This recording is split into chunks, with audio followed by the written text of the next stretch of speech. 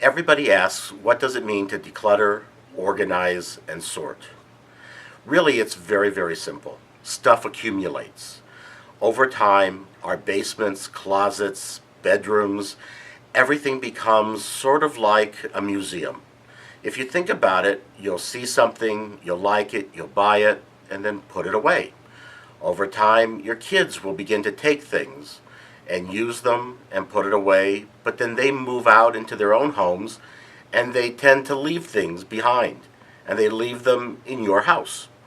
And over the years, 10, 20, 30 years in one residence, everything just seems to accumulate and stacks up and boxes until you get to the point where your basement becomes more of an archaeological dig than it does a place where you can have people over or friends or your kids can entertain and play.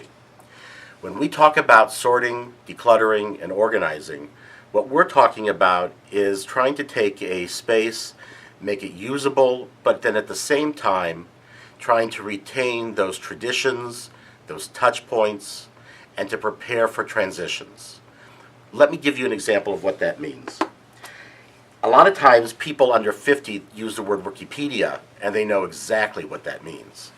But for those of us that are a little bit older, we remember what encyclopedias were like. I remember when my mom and dad bought the World Books. They were so excited to have the 50th edition of the World Books in our house. These were on the shelves in our family room the whole time I was growing up with my brother. Then they made it to my house and they were on the shelves when my kids were growing up. Then they were on the shelves when my kids moved out of the house. Unfortunately, it's been probably about 20 years since any of these books really were opened. They just take up space. Now, for my parents' generation, buying these was a touch point in their lives. It meant they had reached the pinnacle. They could buy these books, and it meant that they believed in education. They believed in something for their children. Sitting on the shelves for my children, it meant, look what your parents bought you. And they're sitting there. For me, looking back at it now, it's a tradition. It's something that my mom and dad bought us. It really doesn't make a lot of sense to keep these. It just takes up space. And unfortunately, there's really not a lot of value in all of these books, even if it does have an account number and a guarantee of quality. In fact, a lot of the information that's in these books, unfortunately, it's just not even real any longer. But you know what? The one thing that is real still is this, where it says, this set of the Aristocrat World Book Encyclopedia is presented with love to Brandon and Mark Roger from Mother and Dad on October 3rd, 1966. That's the tradition.